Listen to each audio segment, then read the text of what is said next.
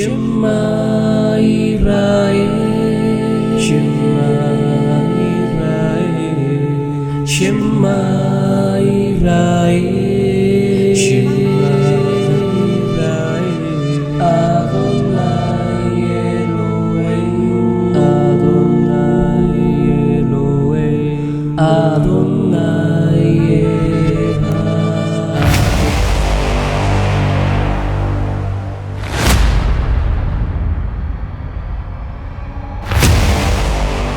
Mis amados, buenas noches para todos, Dios me los bendiga, que la paz de Cristo esté con ustedes en sus corazones.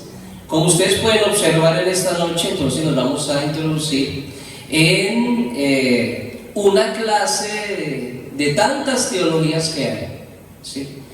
Estuve yo investigando, he seguido investigando la teología y, hermanos, hay más de 12 variantes de teología, ¿sí?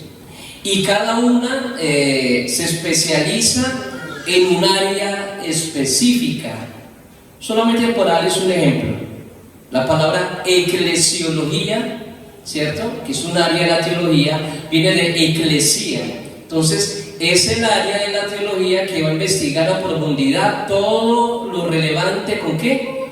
Con la eclesia, con la iglesia.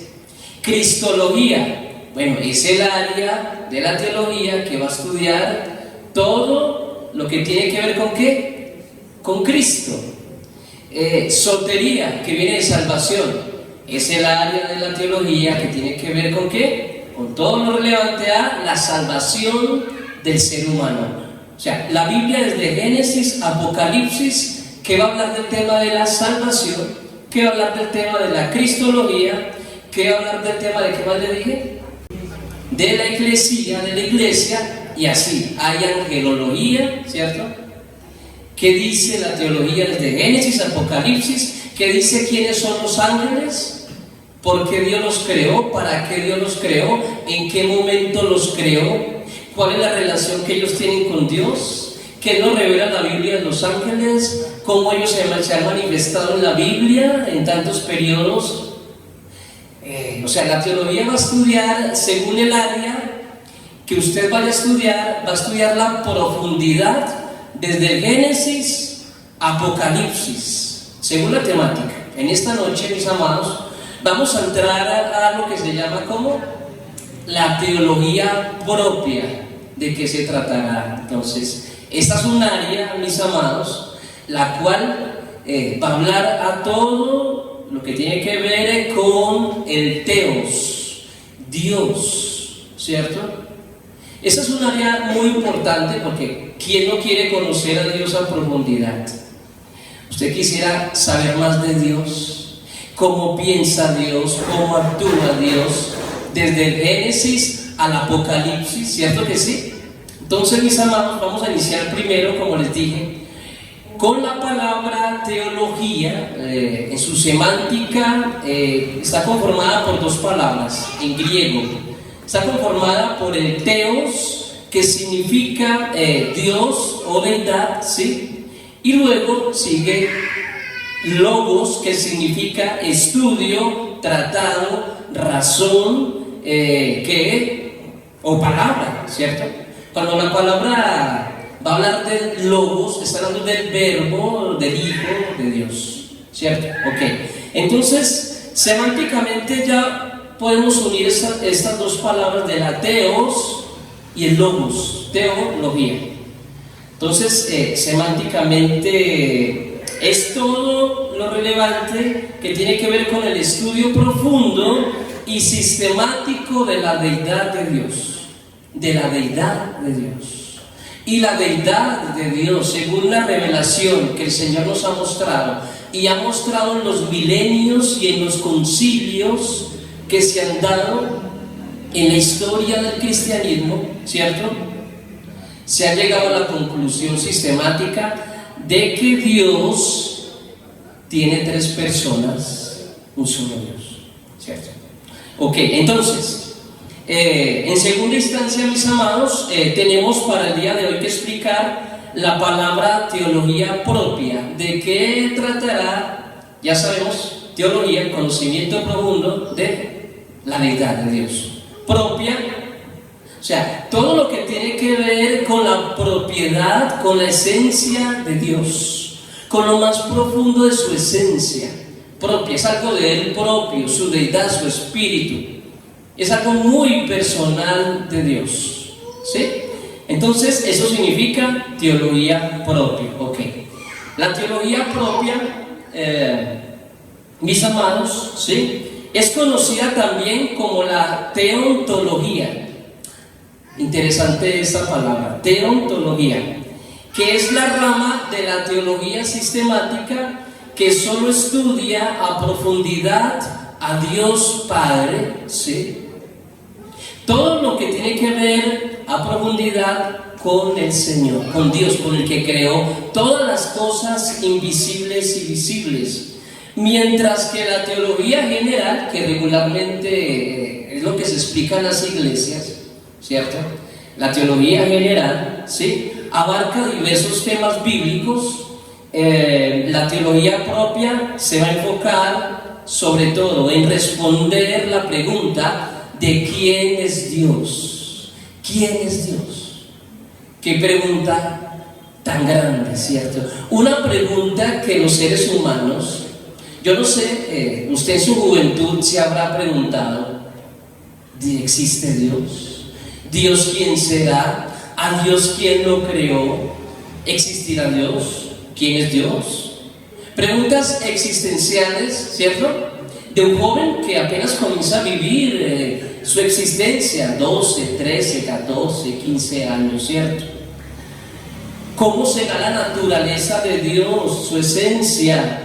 ¿Y cuáles son sus obras? Ok, entonces, mis amados, la teología, como ustedes pueden ver aquí en la diapositiva, ¿cierto?, tiene tres conceptos o tres pilares fundamentales.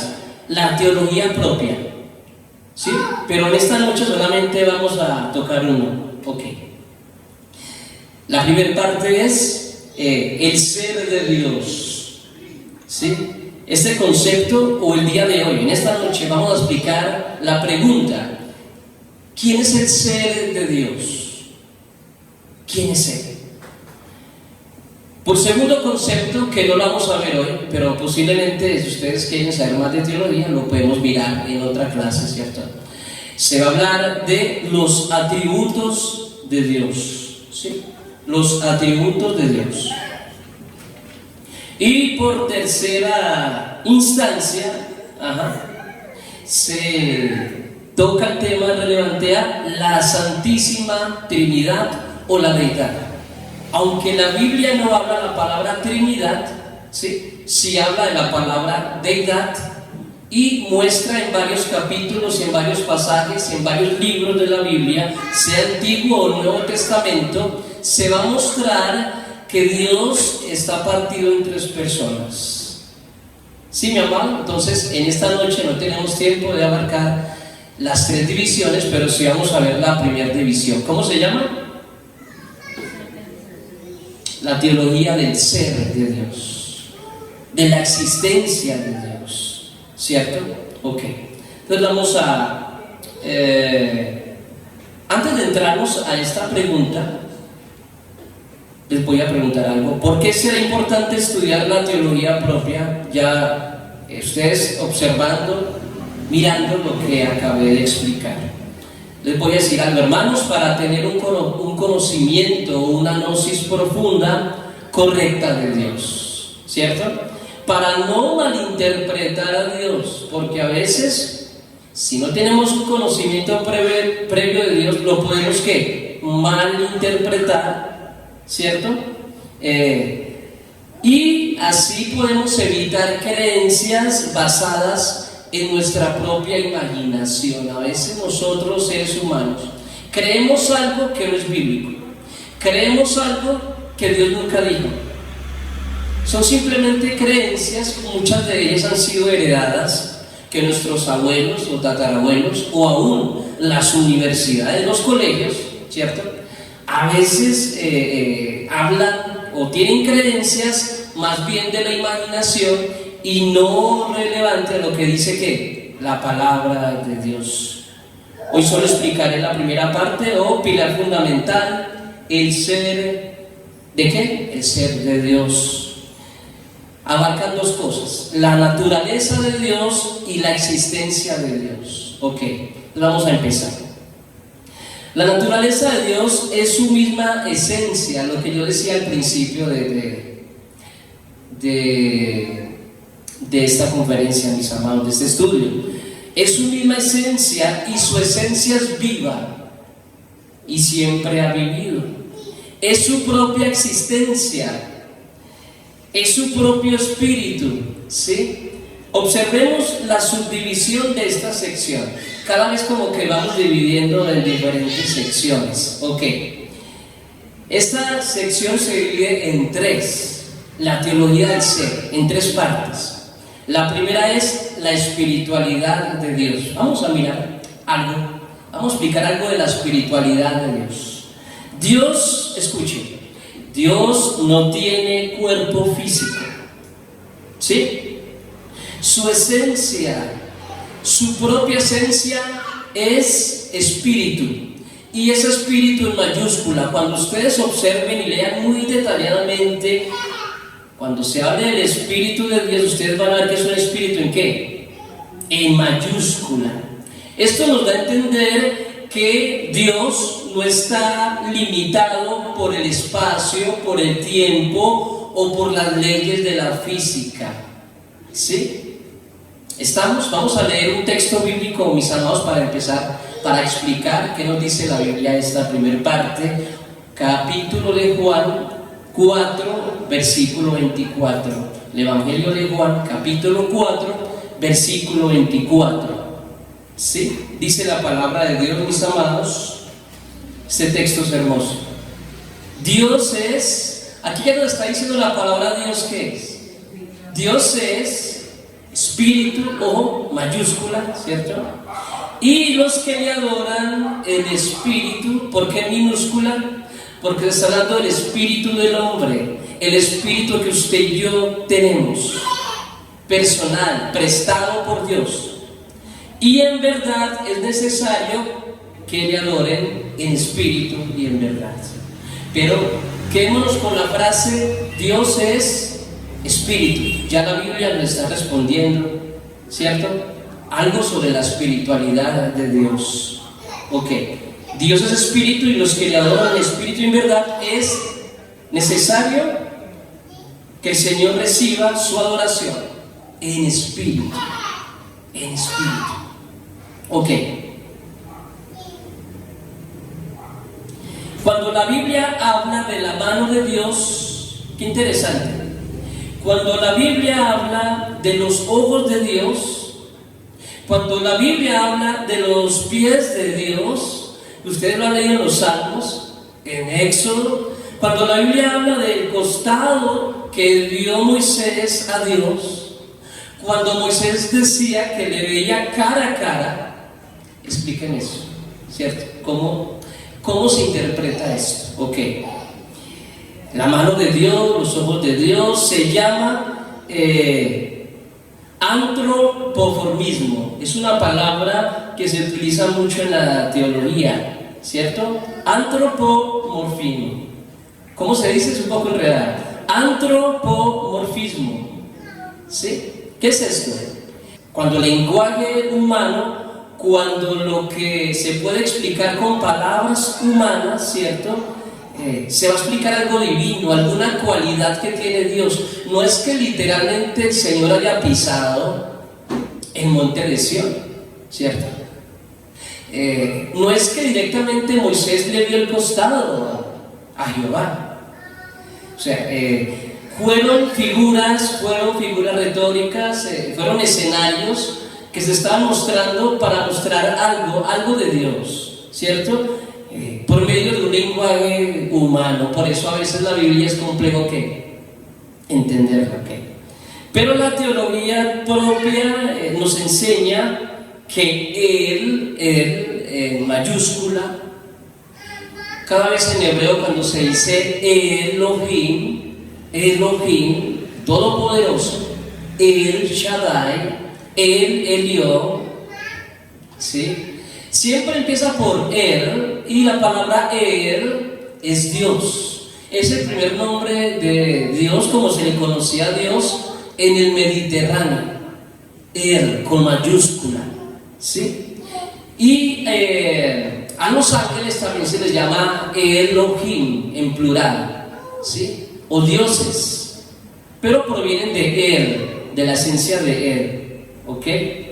Entonces, recordemos la idea que acabo de explicar. Dios es espíritu. Quedémonos en esa frase. Ok. Vamos a mirar la segunda parte. Sí, creo que estaba acá en esta diapositiva. La autoexistencia, ¿cierto? Aquí hay una palabra teológica que al final voy a explicar. La aceidad de Dios, ¿sí? La autoexistencia. ¿Qué significará esto, mis amados? Vamos a explicar. Dios no fue creado por nadie, ni depende de nada para poder coexistir, para poder existir. Él es la fuente de su propia vida. Yo he escuchado mucho, yo creo que ustedes también, hermanos, de pronto los niños cuando van creciendo, y a Dios, ¿quién lo creó? A Dios tuvo que haberlo creado alguien, y usted como cristiano, ¿qué le ha respuesto a estos niños que apenas están creciendo? No. La lógica humana no entra en este contexto. Esto no es de lógica, ¿cierto? Dios siempre ha estado, siempre ha existido. Él es el verbo ser, ¿cierto? Él es su autoexistencia. Vamos a leer el versículo clave en Éxodo capítulo 3, versículo 14, para entender un poco de esta parte. Éxodo capítulo, ¿qué, mis amados? Éxodo capítulo 3, versículo 14, dice la palabra de Dios: y respondió Dios a Moisés: yo soy el que soy. Y dijo: así dirás a los hijos de Israel: yo soy, me envió a vosotros. Hermanos, Dios por primera vez revela su nombre impronunciable. De aquí para atrás, Dios no se ha manifestado en su nombre original impronunciable. Sus 4 consonantes, que son Yod, Heb, Bab, Heb. El hebreo no tiene vocales. El hebreo originalmente no contiene vocales, ¿ok? Entonces, hasta el día de hoy, mis amados, es un total misterio.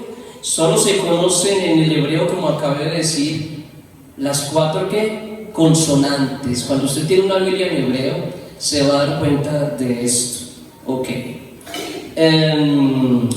De esas 4 consonantes han salido infinidad de pronombres para las cualidades de Dios. Vamos a recordar algunos nombres, o pronombres más bien diría. Jehová, ¿cierto? Yahweh, Elohim, Shaddai, el Adón, Adonai, ¿cierto? Pero nosotros nos quedamos en la Reina Valera con ¿cuál? Con Jehová. Bueno, los exegetas, los estudiosos de este tiempo, cuando van al idioma original, se han quedado yendo un poco más al original, al nombre de Dios, y se han encontrado con Yahweh. Yo creo que es más cercano al texto original. Yahweh. En los salmos constantemente dice: alaben a Yah, ¿cierto? Algo interesante que por ahí unos videos que han comenzado a rondar en los medios de comunicación es que cada vez que el ser humano respira, está haciendo el nombre de Dios. Yahweh. Cuando graban en la respiración con un micrófono bien pulido, se va a comenzar a escuchar cosas que nosotros no nos enteramos, ¿cierto? Y el Señor y Dios, que nos hizo a imagen y semejanza de Él, Él dejó códigos, Él dejó su genética, y su misma esencia es algo espiritual. Pues entonces nosotros tenemos la marca de ese creador, en tanto en nuestra respiración como en nuestro ADN, ¿cierto? ¿Ustedes lo creen? Los exegetas cristianos creen que el más cercano al original es Yahweh, ok. Pero para los judíos es un total misterio, ya que el sumo sacerdote solamente era el único que pronunciaba el nombre impronunciable de Dios en el día del Yom Kippur, en el día más sagrado del año. Y solamente él sabía cómo era que se pronunciaba y era el único el que lo podía hacer. O sea que en todo el año no se le llamaba a Dios por el verdadero nombre, porque los judíos siempre han tenido un temor reverente a Dios, que con solo pronunciarlo ellos dicen: el universo se mueve, el universo tiembla al pronunciar el nombre de Dios. Tremendo, ¿cierto? Hermoso. Entonces, en los masoretas, o los masoret, que fue un grupo de escribas judíos del siglo VII después de Cristo, ellos crearon una fórmula, la fórmula de los Nikudot. ¿Qué son los Nikudot? Las vocales. Les comenzaron a colocar las vocales al hebreo, ¿cierto? Porque los judíos de la diáspora se les estaba comenzando a olvidar el hebreo, ¿cierto? Y se estaban enseñando las lenguas de otras naciones. Entonces los masoretas, para preservar su cultura, preservar su idioma, preservaron el hebreo con los Nikudot. Y hasta el día de hoy, después de que Israel vuelve a sus tierras, ellos cogieron el hebreo, ese hebreo, con los Nikudot, y lo volvieron a transformar para lo que se llama la nación de Israel. O sea, para que ustedes me entiendan, cuando usted escucha hablar a un judío, cuando usted vea las letras de las 22 consonantes en hebreo, son las mismas que en el primer siglo se estaban utilizando. ¿Y cómo nos enteramos de esto? Pues con las Biblias más antiguas, con los rollos del Mar Muerto que fueron encontrados en el año 1948 en Qumran, donde han aparecido libros del Antiguo Testamento como Isaías. Bueno, no son libros, rollos, ¿cierto? Y exactamente con el mismo hebreo que tenemos hasta el día de hoy, y nos ha llegado hasta el día de hoy. O sea que el hebreo no es como el español, no, es un idioma rescatado de hace más de 2000 años, ¿sí? Entonces, los masoretas, esta fue la labor de ellos, y ellos escribieron rollos de los masoretas, que es la Biblia hebrea, pero con algunos comentarios en la parte de atrás de la hoja, ¿sí? Bueno, lo que se llaman las Biblias de estudio. Realmente los masoretas fueron los que hicieron este tipo de cosas. El nombre de Dios, mis amados, son 4 consonantes. ¿Cuáles son? Yod, He, Vav, He. Ok. Significa en hebreo, cuando vamos al hebreo original, la cosa se pone más profunda. Por eso era que los judíos no querían que la Biblia se fuera a otros idiomas. ¿Ustedes saben por qué? Porque pierde riqueza. Porque la Biblia originalmente se escribió en un idioma, y ese idioma tiene códigos y tiene cifrados. Cuando usted lee el Salmo 119 se va a enterar de lo que yo estoy diciendo, y en el español usted no ve esto. Cuando usted lee Lamentaciones y lo ve en el hebreo, también está escrito en las consonantes hebreas. Es algo muy hermoso, pero en español nos perdemos de toda esa riqueza. Por eso los exegetas, los teólogos, tenemos que estudiar hebreo o griego para el Nuevo Testamento. ¿Por qué? Porque la Biblia no se escribió en español. La Biblia se escribió ¿en qué idioma? En hebreo, 10% de arameo, y el Nuevo Testamento en el griego koiné, que es el griego particular del pueblo. El griego koiné era el griego que tenía más riqueza para su tiempo, y Dios utilizó el griego para escribir el Nuevo Testamento. Entonces, ya saben por qué fuera bueno, ¿sí? Por lo menos comprarse una Strong, una concordancia Strong, o mirarla en internet, ¿cierto?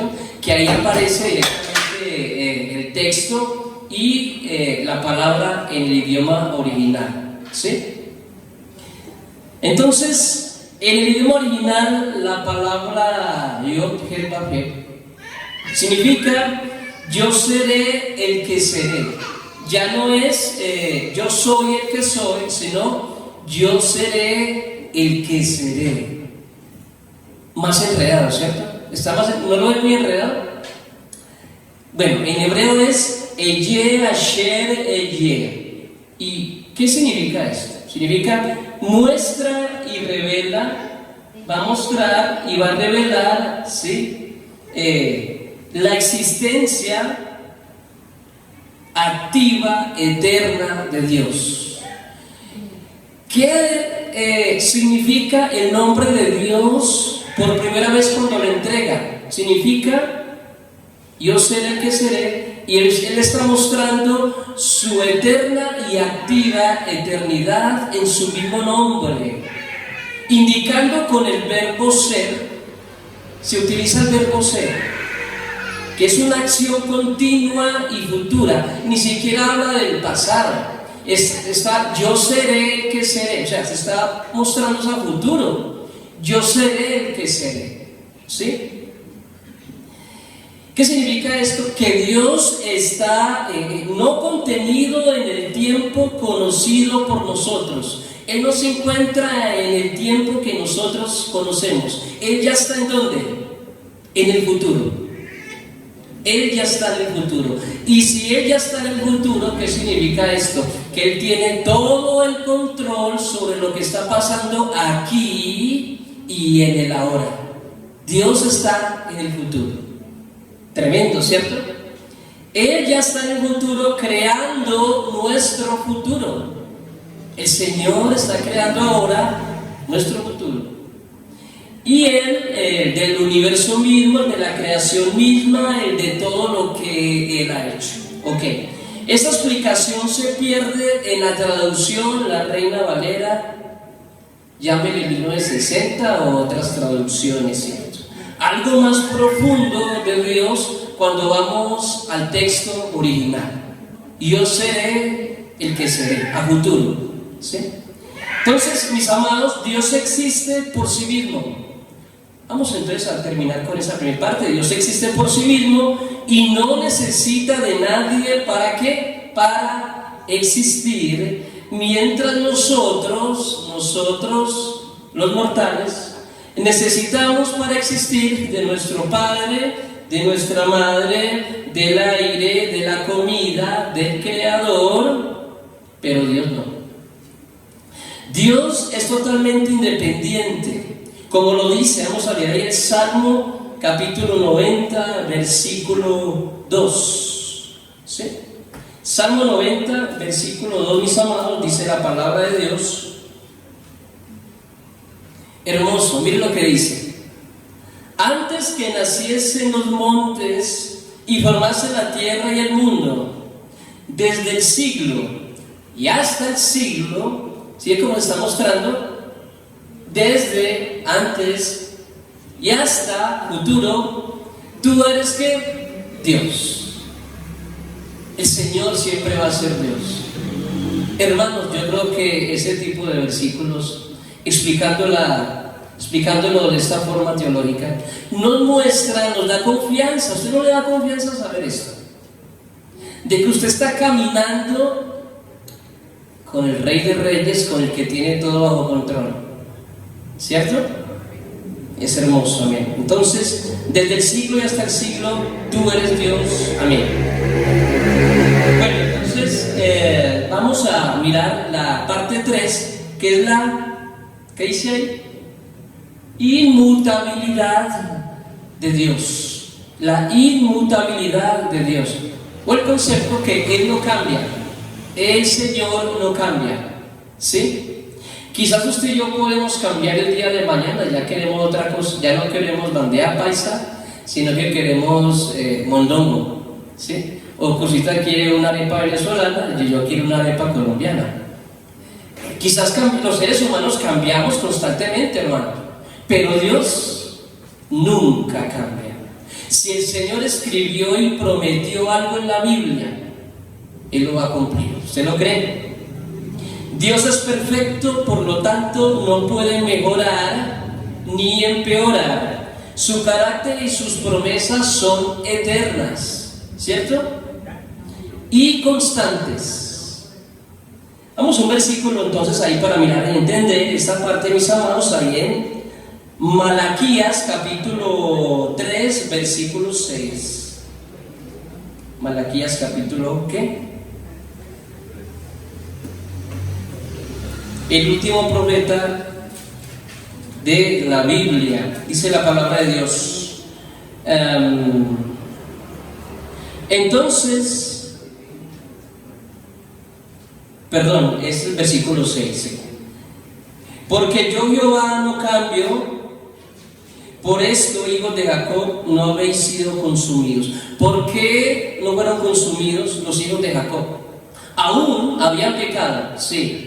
¿Pero por qué? Porque el Señor ya les había dado profecía, ya el Señor les había prometido a los padres, Abraham, Isaac y Jacob. Ya la promesa ya estaba dada, ¿sí? Que la herencia iba a ser para los hijos de él. ¿Y el Señor va a cambiar? El Señor no cambia. El Señor mantiene su promesa, ¿sí? Y aún más, restaura su promesa. Cuando usted lea Deuteronomio capítulo 28, sí, desde el 26, se habla de las maldiciones del pacto si Israel no cumple el pacto. Pero siga leyendo, no se queda con la maldición, no se quede. Siga leyendo, termine Deuteronomio. Después el Señor va a hablar de la restauración del pacto si ellos vuelven a Él, si vuelven arrepentidos. ¿Sí? Maldición. Bueno, les dio el pacto, si no lo cumplen hay maldición, pero el otro capítulo que sigue hablar de restauración del pacto. Porque Dios prometió. Bueno, entonces, la parte 3 es la inmutabilidad, Él no cambia, Dios es perfecto, por lo tanto no puede mejorar ni empeorar, su carácter y sus promesas son eternas y para siempre. Amén. En Santiago 1:17, mis amados, el Señor dice, ¿sí?, que no hay mudanza ni sombra de variación en Él. ¿Sí? El Señor no es que se esté mudando de un lugar para otro, como lo hacemos nosotros. A veces los seres humanos como que nos aburre una casa, después de 3 años queremos estar en otra casa y así. No, Dios no es así, ¿cierto?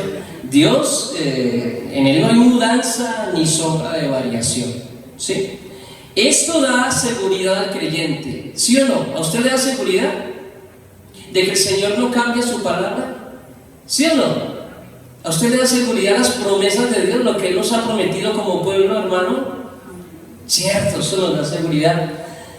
Si Dios prometió algo hace 4.000, hace 2.000 años, su voluntad es que es cumplir, es hacer, es realizar, es efectuar, ¿cierto?, lo que Él ha prometido. Es algo lógico. Entonces Él sigue siendo el mismo ayer, hoy y siempre. Amén. Vamos entonces con la otra parte, mis amados, la unidad, y esta es la última parte que vamos a ver en esta noche. La unidad o la singularidad de Dios. Ok, hermanos, solo hay un Dios verdadero. ¿Quién lo cree? No es un Dios entre muchos. Esa era la guerra de Israel con las naciones, dioses. La guerra realmente era de dioses. La guerra de Israel con las naciones. La guerra de Egipto con las 10 plagas que le lanzó Dios era la guerra contra los dioses de Egipto, porque ellos adoraban a los animales. Entonces, ¿qué hizo Dios? Se comenzó a burlar de cada uno de los dioses de ellos, lanzándoles con sus propios, entre comillas, a los que ellos adoraban, se los arrojaba como maldición. ¿Sí? Entonces, realmente la guerra del Dios de Israel ha sido con los dioses de las naciones. Y Dios es muy celoso, ustedes saben que sí, ¿cierto? Entonces, y por ende, esto fue lo que le enseñó a Moisés y Moisés a Israel. Sino el único Dios absoluto. No es que haya muchos dioses, no, Dios es el único Dios absoluto, dueño de todo lo que existe, lo que usted puede ver y lo que no podemos ver. Versículo clave para esta noche, para entender la singularidad de Dios, mis amados, es Deuteronomio capítulo 6, versículo 4. Ustedes ya lo conocen de memoria, ¿cierto? El Shema, ¿sí? Jehová nuestro Dios, Jehová uno es. Uno viene de Ejat, y Ejat es unidad compuesta. O sea, Dios es uno, pero es una unidad compuesta de una familia. ¿Cuál es la familia de Dios? Padre, Hijo y Espíritu Santo, ¿cierto? Entonces, esto definitivamente descarta el politeísmo. Totalmente descartado el politeísmo, que significa varios dioses, como la India. ¿Usted sabe cuántos dioses hay en la India? Hay más de 3.000 dioses, ¿sí? Las ratas es un dios, por eso no las matan, y los templos de la India pasan unas ratas que parecen un gato porque no las matan. Antes las alimentan, son dioses para ellos. Las vacas no se las pueden comer, se pueden estar muriendo de hambre, y la vaca es un dios. Cuando esa vaquita está orinando, utilizan ese orín como si fuera algo para beber. Cuando esa vaquita está haciendo popó, utilizan el popó para hacer cosas como si fuera algo sagrado para ellos. O sea, algo totalmente loco, totalmente desviado de la palabra de Dios, del Dios único, de Jehová de los ejércitos. Entonces, hermanos, en Dios no hay división en su esencia. Esto es lo complejo de entender. 3 personas, un solo Dios, pero no es que Dios esté dividido en 3. Es que ahí es donde se pone complicada la cosa para explicar, hermanos. En Dios no hay división en su esencia, no hay división. Aunque se manifieste en 3 personas, la Trinidad, su naturaleza es que una sola. Un ejemplo de ello, yo siempre lo doy, el cuerpo humano. El cuerpo humano el Señor lo creó con espíritu, alma y cuerpo. Pero nosotros solamente vemos al ser humano, que es un solo ser, pero con ojos de Dios el Señor ve ¿qué? Ve 3 fórmulas: el cuerpo, el espíritu y el alma. Y los 3 están ¿qué? Unidos, y eso lo saben mucho los psicólogos. Y los terapeutas familiares, como el hermano Cirilo. Los 3 están unidos, es un misterio, están unidos. Lo que le pase al uno le afecta al otro y viceversa. Eso es algo increíble, ¿cierto? Por eso muchas enfermedades realmente son de la mente. Es por eso. Muchas enfermedades del alma provienen de la mente. ¿Qué hay en la mente del ser humano? Entonces, hermanos, recordemos lo aprendido hasta esta noche, ¿sí? Vamos, entonces ya hemos terminado. Vamos a un recuento rápido.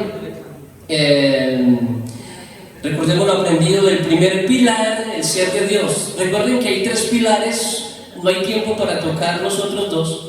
Hoy estuvimos en el pilar del ser de Dios, pero este pilar está subdividido ¿en qué? En 3. Bueno, de la teología propia. En 4. Que es la espiritualidad de Dios, ¿cierto? Segundo, la autoexistencia o la seidad, ¿sí? Tercero, la inmutabilidad, el Señor no cambia. Y cuarto, la unidad, la singularidad de Dios. Quedaron faltando por explicar, como les acabé de decir, el segundo y tercer pilar, que son los atributos de Dios, los atributos divinos, y el tercero, la Santísima Trinidad, llamémosle deidad. Yo sé que hay hermanos que no les gusta, pero cuando usted lee 1 de Juan capítulo 5, ahí aparecen los 3. Y estos 3 son uno en el cielo, dice. El Verbo, el Padre y el Espíritu Santo. Y ahí sí dice que son 3. Bueno, aunque a los universitarios no les gusta mucho ese versículo, es que el original no tiene eso. Dígale usted, muéstreme un texto original, lo quiero ver, hasta ahí llegar. Entonces, la explicación de la relación eterna entre el Padre, el Hijo y el Espíritu Santo como un solo Dios verdadero, a ustedes les gustaría de pronto conocer cómo es esa relación entre el Padre, el Hijo y el Espíritu Santo. Fuera bonito, ¿cierto?, aprender sobre esto. Que el Señor nos dé más vida y sabiduría para entenderle, conocerle a profundidad. Amén, ¿cierto? Hay cosas muy profundas, por eso yo me voy a estudiar, y los hermanos también se van a estudiar teología. Es por esto, porque es que hay cosas muy profundas de Dios que nos hace falta es tiempo para estudiar y para explicar y para... si usted quiere profundizar más, cómprese un libro de teología sistemática, yo los vendo. Son caritos, pero bueno, son así gruesos. El que se lea un libro de esos, le queda la cabeza llena de información. Bueno, entonces vamos a terminar con palabras técnicas del día de hoy. La teontología, los que están tomando apuntes, ¿cierto? Teontología. Teo viene del Teos, Dios. Ontos viene del ser, viene del ente, de la entidad. Y logos, de logia, ¿cierto?, viene del estudio. Entonces es la palabra para la teología propia. Teontología es la teología del ser, la teología propia. Es otra palabra que se utiliza no para decir hemos estudiado la teología propia, sino la teontología. ¿Ok? Son conceptos o palabras técnicas que existen, pero no muchos saben esas palabras. Teontología. En estos días les voy a preguntar a ustedes qué es la teontología. La otra que estuvimos viendo por acá es la aceidad, que significa o proviene del latín de sí mismo. Aceidad, de sí mismo. ¿Sí? O sea que Dios es aceidad. Dios viene y proviene de sí mismo. No es que Él venga de otro ¿qué? De otro ser, no. Él viene de sí mismo, ¿sí? Dios tiene existencia en sí mismo y no necesita de nadie, ni de usted, ni de mí, ni del universo, ni de los ángeles. Él no necesita de nadie, ¿ok? Y la última es singularidad, que significa, o proviene del griego eotes, la unidad de esencia. Dios es uno. Vamos a mirar ahí rápidamente en Santiago capítulo 2 versículo 19, mis amados, para explicar un poco más de esta parte. ¿Cómo vamos hasta ahora? ¿Estamos entendiendo algo, mis amados? ¿Cómo les ha parecido? Santiago capítulo 2 versículo 19 dice la palabra: tú crees que Dios es uno, bien haces. También los demonios creen y tiemblan. Quedémonos solamente con la frase Dios es uno, ¿cierto? Ok. Dios es un ser simple, no compuesto por partes, lo acabé de exponer, ¿sí? Lo cual nos da garantía que sus atributos nunca estarán o entrarán en conflicto entre sí. O sea, el Espíritu Santo nunca va a estar en conflicto con el Padre, y el Hijo de Dios nunca va a estar en conflicto con el Padre y el Espíritu Santo. Si eso fuera así, pues hubiera división entre ellos. Y si hay división entre la deidad, pues ya no son deidad, ya no son uno, sino que son divididos. Están divididos. Juan capítulo 17 versículo 3, rápidamente, mis amados. Juan 17 versículo 3 dice la palabra de Dios: y esta es la vida eterna, que te conozcan a ti, el único Dios verdadero, y a Jesucristo, a quien has enviado. A quien has enviado. Aquí cuando se dice el único Dios, la palabra en el griego es monón, ¿sí? Que significa Dios verdadero. ¿Okay? En Isaías 44 versículo 6, vamos rápidamente, ya estamos terminando con los últimos 4 versículos. Isaías ¿qué? 44 versículo 6, mis amados. Isaías 44, versículo 6, dice la palabra de Dios: así dice Jehová, Rey de Israel y su Redentor, Jehová de los ejércitos: yo soy el primero y yo soy el postrero, y fuera de mí no hay Dios. Ok, Juan 5:26, volvamos para el Evangelio de Juan. Juan 5:26. Porque como el Padre tiene vida en sí mismo, ese es el texto clave. Aquí ya nos está manifestando lo que explicaba, ¿cierto?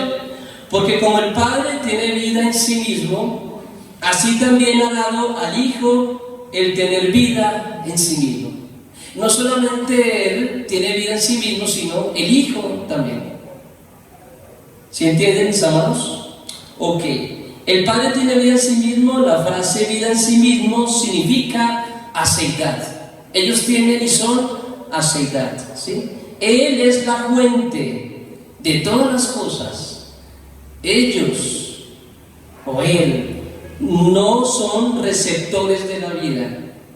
Ellos son la vida misma. ¿Entienden? Y Hechos capítulo 17, más adelante, mis amados, Hechos 17, 24 y 25, nos recuerda el apóstol Pablo en Atenas, ¿cierto? En el Areópago, cuando él va a defender su tesis con los griegos, y a los griegos hay que hablarles con su sabiduría, ¿cierto?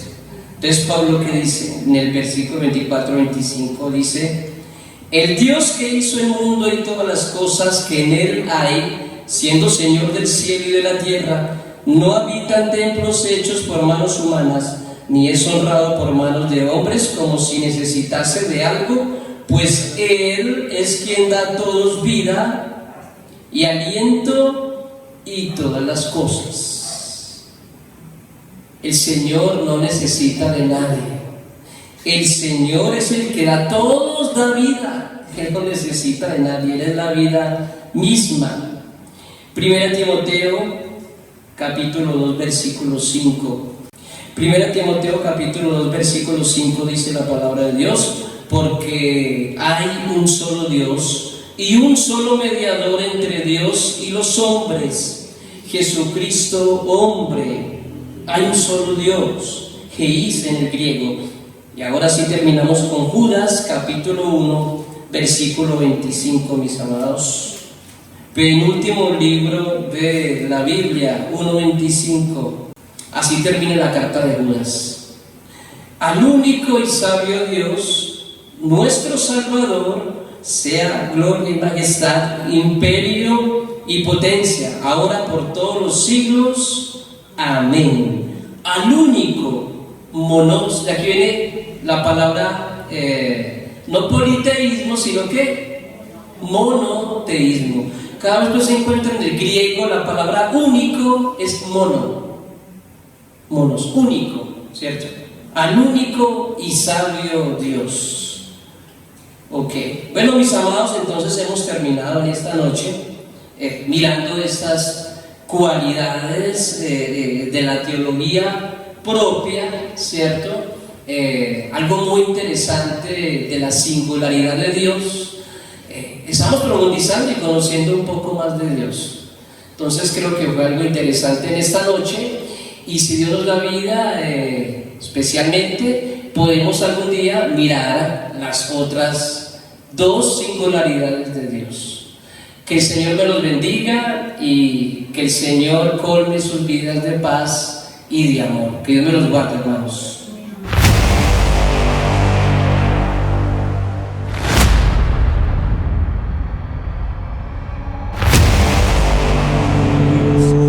Con todo el corazón, con toda tu